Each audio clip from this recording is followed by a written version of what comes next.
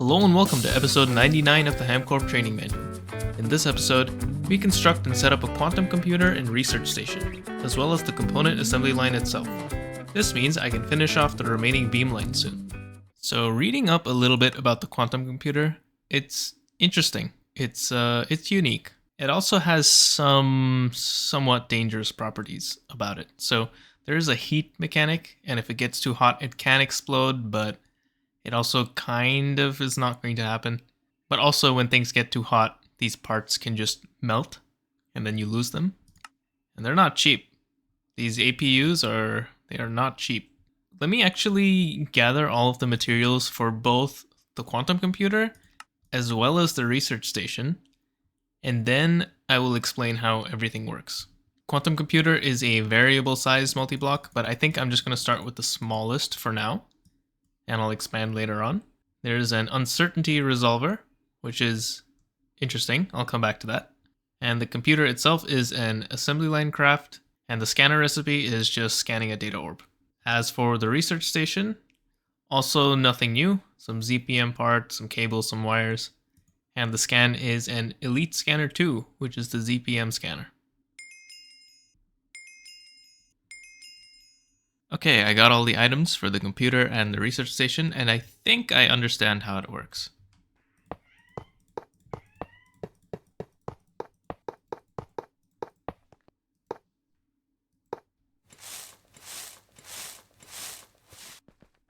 Pretty easy to set up. This is the object holder.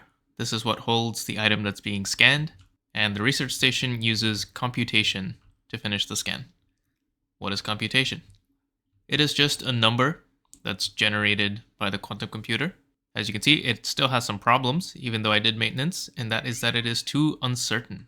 This is a mechanic. It's a unique type of maintenance issue specific to the quantum computer. It's a reference to the uncertainty principle, but it kind of doesn't make any sense. But anyway, the way this works is that there are two LEDs, and they need to be green. They are currently red because things are not balanced. What does balanced mean? It's hard to tell. If you look really closely, you can see that these cells are flickering. And if you look even closer, you can see that the flicker rate is different for each cell. And there are also 8 buttons on the sides of this resolver. And the way it works is you click a button, and then you click another button, and it swaps those two cells. And what you want to do is balance this so that the flicker rate is symmetric across, I guess, this axis, I think. Let me try and solve it and see if I can actually figure it out. I won't lie, I am very uncertain as to why this worked. I don't get it. But there are higher tiers of uncertainty resolvers, and those puzzles make a little bit more sense. This one is really hard to see, really hard to read. I don't know why this is valid, to be honest, but I just kind of randomly click buttons.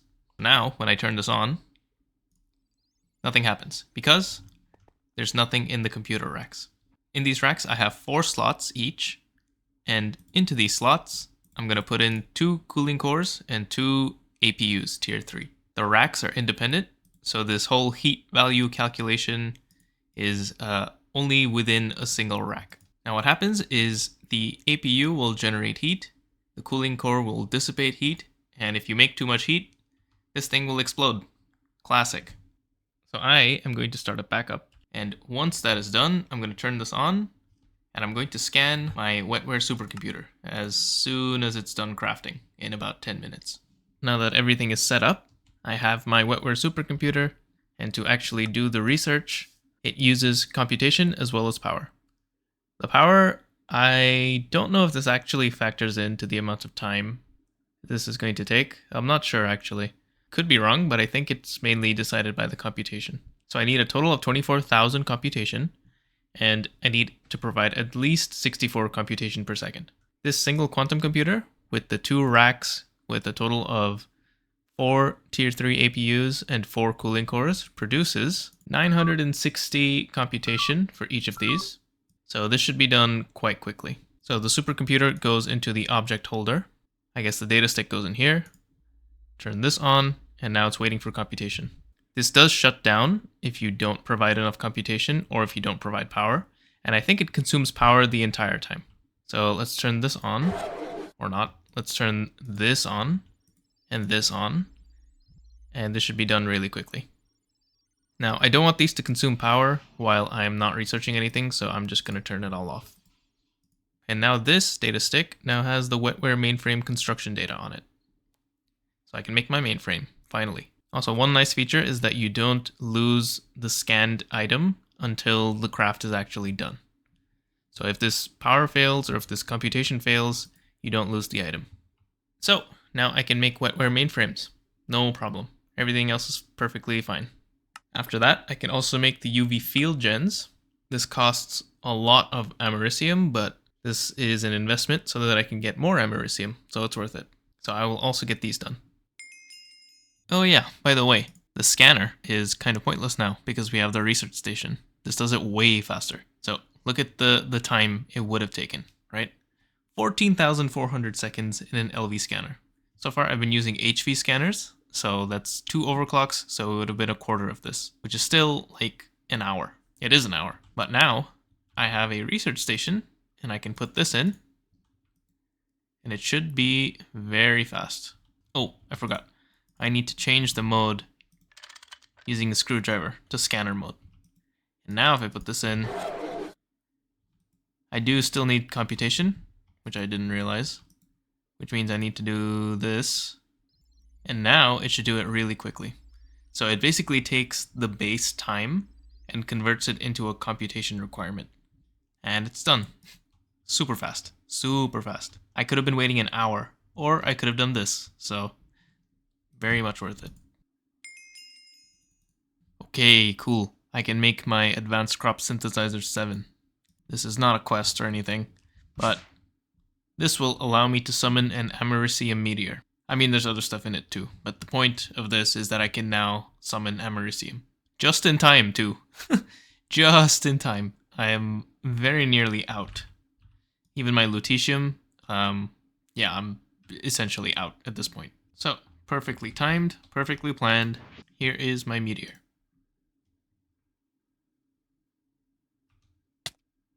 Oh yeah, that is a nice meteor. You know when you see like pinks and whites and blacks, it's like, ooh, these are exotic. Alright, so there's lutetium, fluxed electrum, infinity catalyst. I've been through this before. I did also think about upgrading these to the highest tier ore drilling plant. So there's an ore drilling plant 4, this one, and it uses ZPM parts. And honestly, this is not that crazy. I could totally do this at this point. It needs a minimum energy hatch tier of IV. Psh, that's fine. Okay, maybe I will upgrade these in a bit. So I'm for now, you know what? I'm just gonna have it go.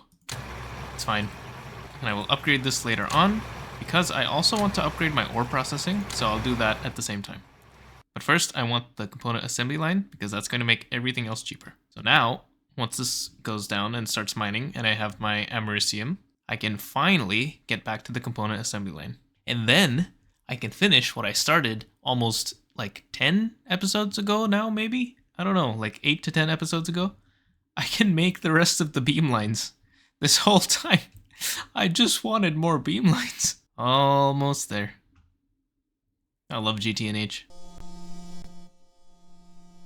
This has taken me literally days of waiting. 20 seconds left. Oh my god, finally.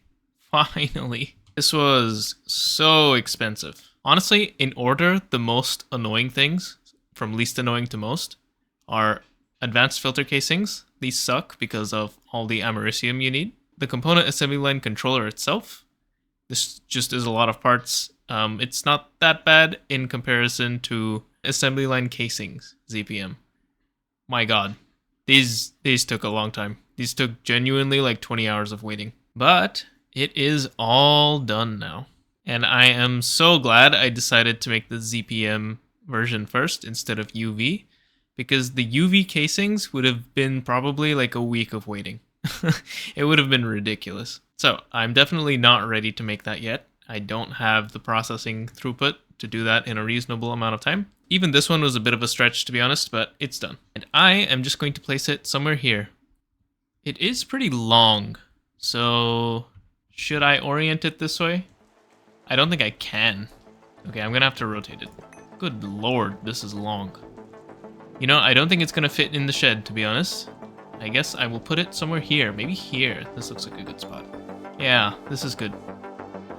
Alright, you know me. I love to place block. Let's get to it.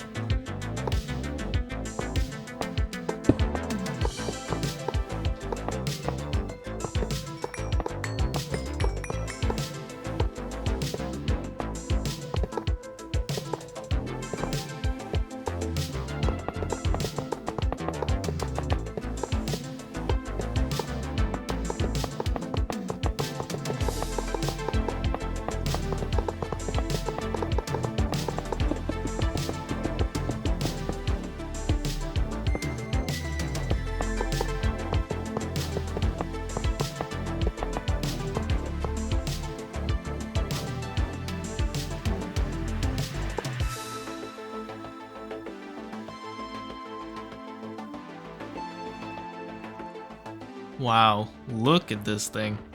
It's huge! It's huge and it's actually so cool. I like this so much. Looks like a real assembly line with like pistons or whatever.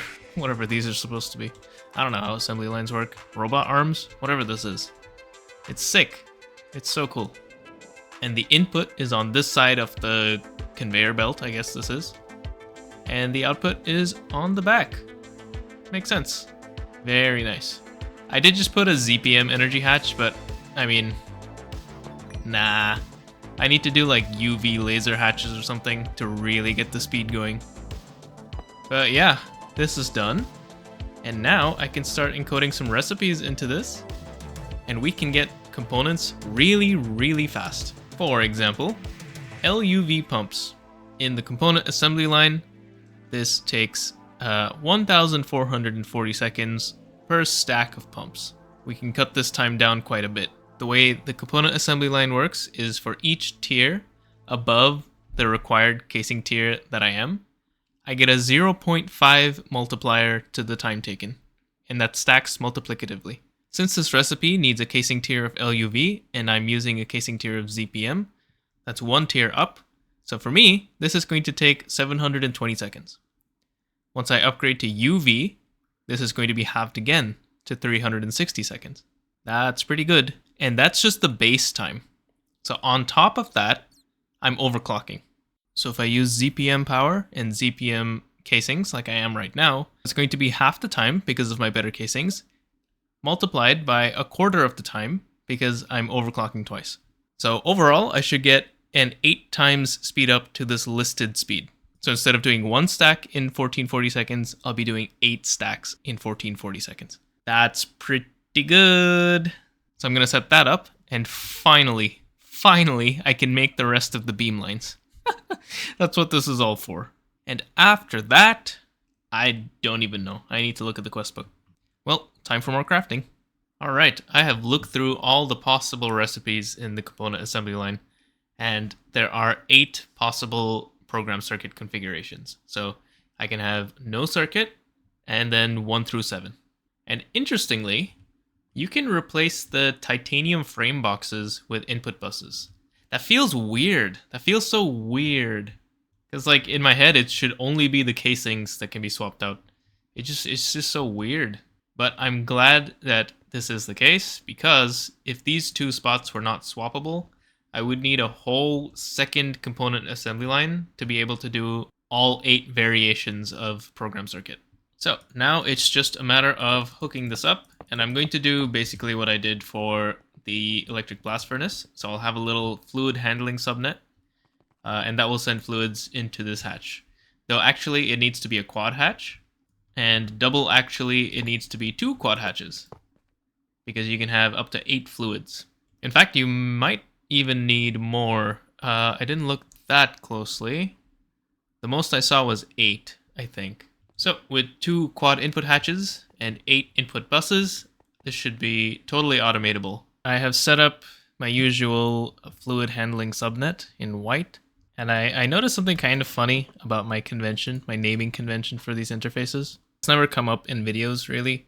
But basically, I have it set so that I have a D in the front if it's a dual interface. And then I have the name of the machine, underscore program circuit number, underscore energy tier, underscore anything else. So in this case, the anything else is the assembly line casing tier. So in this case, it's ZPM, same as the energy hatch. So it looks a little silly.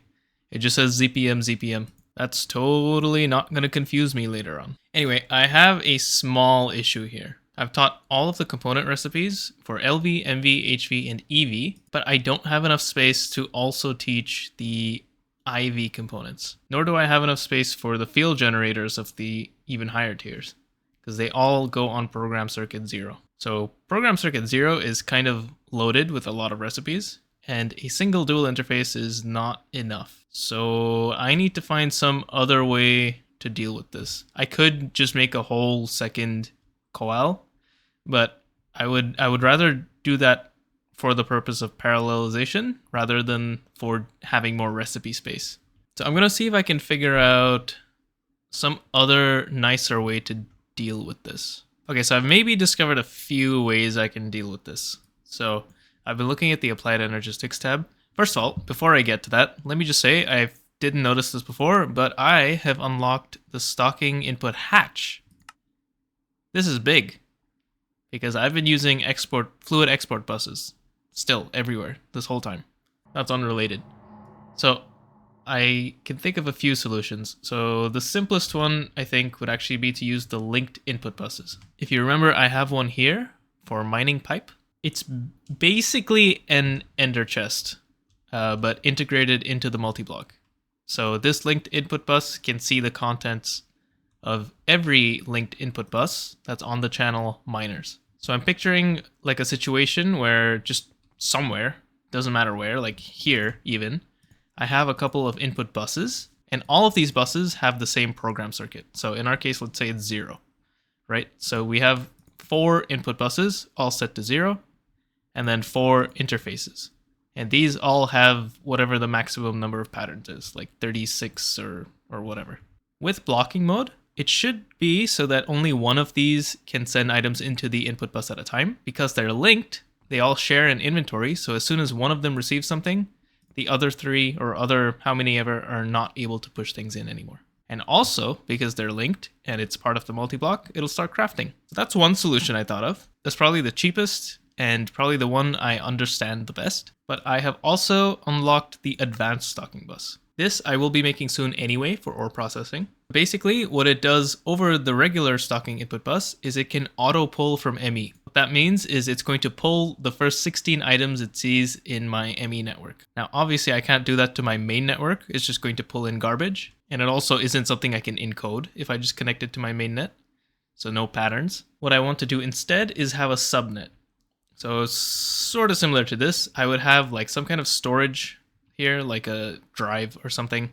And then I would have the dual interface leading into a drive. So I deposit my items for the craft into this subnet drive, and then the auto pull function of the advanced stocking bus would pull everything from the drive. That's another thing that could work. And that way I basically give myself more faces to which I can attach dual interfaces. Because the problem here, I can't just put a dual interface on these 2 faces because it's an input bus. So it has to face the input side or else something goes in.